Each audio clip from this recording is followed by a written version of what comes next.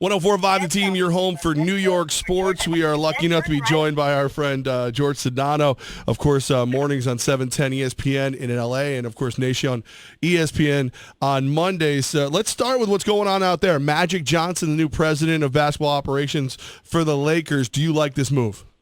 Yeah, I like it because Magic generally tends to be a pretty smart businessman, and I don't think Magic is a micromanager by any stretch of the imagination. So I think that when he takes over a role, I think that he surrounds himself with really smart people. And he's done that in his business interests inside and outside of sports. Like, look at the Dodgers.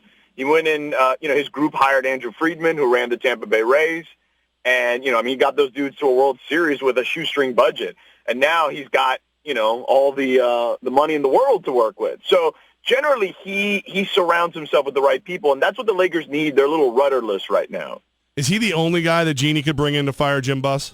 Yeah, man, it's hard to fire your brother, right? Like, shoot, that's got to be difficult to pull off. And yeah, I look, we talked about it when it happened on ESPN radio in LA, and we talked about it on SportsCenter, that once that dinner happened between those two, I was like, oh, no, that's the end of Jim, because Jeannie's just going to have Magic go in there and take care of business because it's just too difficult for her to do. Now, granted, she had to do it at the end, but I do think that was part of the deal. Like, Magic's putting all sorts of pressure on Jim, and even though he's kind of saying the right things, he's also kind of letting some things slip, right? And, like, he did this media tour, and we kind of knew what was up when that was all going down. So it felt like it was pretty easy to connect those dots. George, Magic didn't really take much time to make moves. His first move was a trade six-man Lou Williams to the Rockets for Corey Brewer, an unprotected first-round pick. What do you think of this move for the Lakers? I like it. I mean, the other moves that were out there for them, Washington probably had the best package out there besides Houston, but it was a protected pick. And the protections, I believe, went into the lottery, and perhaps even beyond that. I don't know that to be 100% sure, but, I know that it was protected. Whereas at least with Houston, you're getting that pick this year no matter what. So I think that with the Lakers situation and them being somewhat still bereft of talent, I think you take that chance in what everyone seems to think is a deep draft. Jorge Sedano with us right now. Of course, mornings in L.A., Nation ESPN. The company man that he is, nice enough to make some time for us right here on 104.5 The Team.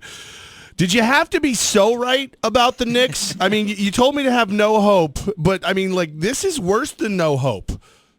Yeah, man. Like, I don't even know what to say to you, man. Like, look, again, just like I told you, it was easy to connect the dots between Magic's new role and Jeannie Buss and Jim's future. I think that you have a similar situation with the Knicks. You have the kind of the blind leading the blind, right? Like, Phil's never done this before. He's had some really bad public missteps as far as players, personnel. The LeBron thing I don't think helps him by any stretch of the imagination. He's had some issues, the way he's dealt with Carmelo. I think players around the league see that. And it's just a weird dynamic, man. Like, it's just odd. Like, don't sit here and try to paint this rosy picture, which occasionally he does. I feel like when he tries to clean up the mess, that's what he does. He tries to paint this rosy picture, and we all know that's just not the case. And I think it makes him look even more foolish. So it shows that there was some inexperience to begin with, but I think the way he handles it certainly cements that thought process in people's minds. What was the take in L.A. over the whole Dolan versus Oakley thing? Oh, look, everybody's on Oakley's side. Ain't nobody on James Dolan's side. Like, let's get out of here. Get out of here with that. Like, I would say this. I think, the way we spun it here, and I said this on Twitter, and it wasn't just an L.A. thing. I just got here. I mean, I know the history of Los Angeles just because I'm a sports fan, but the reality is this. I told people on Twitter, I said, hey, no matter how bad you think things are with your squad, it can always be worse. You can be a Knicks fan. As I stand here in my free Oakley shirt. Right? Like, come on. You're going to sit here and you're laughing because you know I'm right. No, and I'm literally wearing a free Oakley shirt right now. Oh, yeah, man. You know I'm right. Like, no matter how embarrassing things can get for a particular organization, and trust me, we've seen it in sports where it can happen. but the Knicks always get to top them. Like, they top whoever's hit the top of the mountaintop on embarrassment, the Knicks find a way to plant their flag there. That's generally the way this thing works. George, so as a Knicks fan, what embarrassing move could I expect before the trade deadline? Melo and Rose, or both? Are either of them still on the roster on Friday for the Knicks? I think Melo's there. I think Melo's going to be stubborn. He's going to be like, I ain't going to let Phil push me out. No, I'm not going to give him that satisfaction. I want to live, be a Knick, and so be it. And I think that some of the fans will be cool with that. I don't know if all of them will be. As far as Rose is concerned, man, listen, I think Rubio might be a better fit for what they want to do if they ever get to what they really want to do. In theory, he fits better. He's a better passer.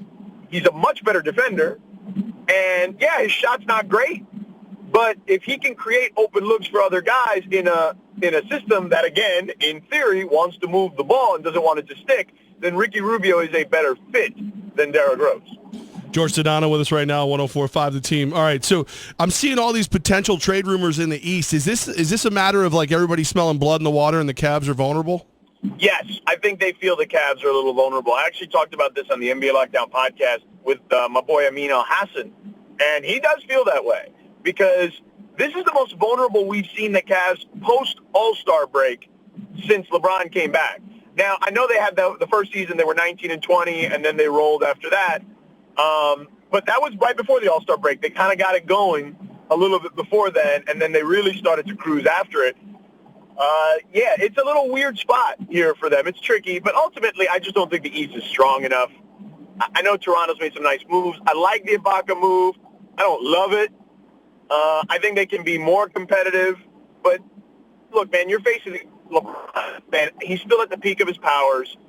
And come playoff time, that's just going to be overwhelming for most teams. Like Boston, to me, is a pretender. They've got some issues. Isaiah Thomas, as great as he is, I know he's fourth in the league, I believe, in scoring right now. But defensively, he's a liability. In the postseason, he's been targeted, particularly defensively. And because of that, he's then struggled offensively. I think he's shooting 37% in his postseason career. Al Horford doesn't want to play the 5, really, and he's kind of stuck playing the 5. So, yeah, it's a weird dynamic of what's going on. Danny Ainge is like a hoarder with all these draft picks. He doesn't feel like the right deal is out there for them. It's a weird situation. But, yeah, I just, as vulnerable as the Cavs could potentially be, I just don't think there's anyone out there that could absolutely take advantage of it. George, from the Eastern Conference to the Western Conference now, DeMarcus Cousins goes to the All-Star game, then finds out he's not leaving New Orleans at all because he's been traded to the Pelicans. With him and Anthony Davis, are they finally a threat to actually go deep into the Western Conference playoffs?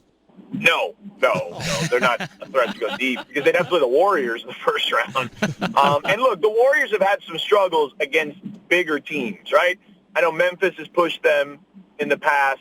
The Spurs have had some success against them, but nobody can win 4 out of 7. And as great as DeMarcus and Anthony Davis are, I'm not 100% sold on those two guys being a cohesive unit yet. I honestly, I'd like to see what they are a year from now before I make that determination. And secondarily, I just don't think that they have the right players around them right now to make that thing work. Like, they don't have a lot of shooting on that team at the moment. But Sedano, like, I look at them and I see the potential for, like you brought up Memphis, like a more talented Zach Randolph, Marc Gasol pairing. Yeah, in theory, sure, no doubt. But I don't know how that's going to work, and I also don't trust Dell Demps as a general manager to put the right pieces around him because he had 5 years or whatever it was to put the right pieces around Anthony Davis.